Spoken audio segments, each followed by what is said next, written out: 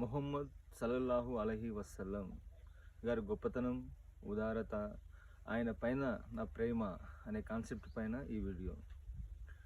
నేను నా అంతర్ప్రేరణను బట్టి చేస్తుంటా. ఏ పనైనా వీడియోసే కాదు, ఏ పని చేసినా అట్లనే చేస్తా.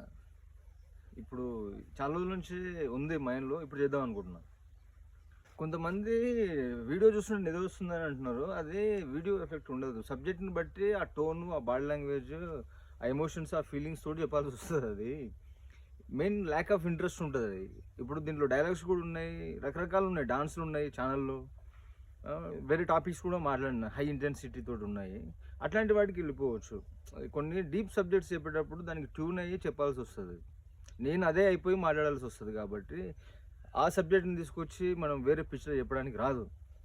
ఇప్పటి వరకు ప్రపంచంలో మనం రాజులను చూసినాం, తత్వవేత్తలను చూసినాము, విప్లవకారులను కూడా చూసినాము.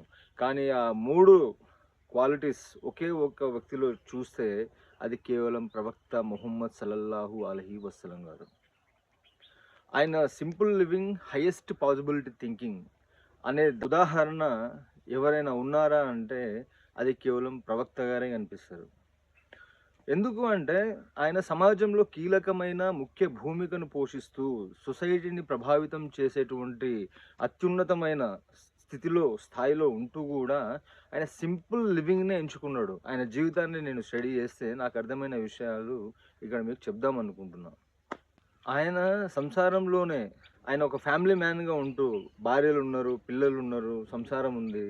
ఆయన ఏదో సన్యాసం తీసుకొని ఎక్కడనో సొసైటీకి దూరంగా బతకలేదు. ఆయన సొసైటీలోనే ఉంటూ తర్వాత ఏవైతే స్పిరిచువల్ ప్రాక్టీసెస్ ఉన్నాయో వాటిలో సమాజంలో ఉన్న ప్రజలందరినీ భాగస్వాములను చేసిండు ఆయన. అంటే కొన్ని పాత్స్ ఉంటాయి, వాటిలో కొంతమంది మాత్రం వెళ్ళగలుగుతారు, సన్యాసించిన వాళ్ళు. అట్లా అందరికీ అవి అనుసరణీయంగా ఉండవు. కానీ ముహమ్మద్ ప్రవక్త సల్లల్లాహు అలైహి వసల్లం ప్రేయర్ కానీ, నమాజులు కానీ, లేదంటే హదీసులు, సయ్యి ముస్లింలో ఆయన ఇచ్చినటువంటి సూచనలు కానీ మానవజాతి సమస్తం అందరూ కూడా వాటిని ఇంప్లిమెంట్ చేసుకునే విధంగా ఉంటాయి. ఇక్కడ నేను ఒక రిలీజియన్ గురించి నేనేమి సపోర్ట్ చేస్తలేను. నాకు ఏ రిలీజియన్తో సంబంధం లేదు.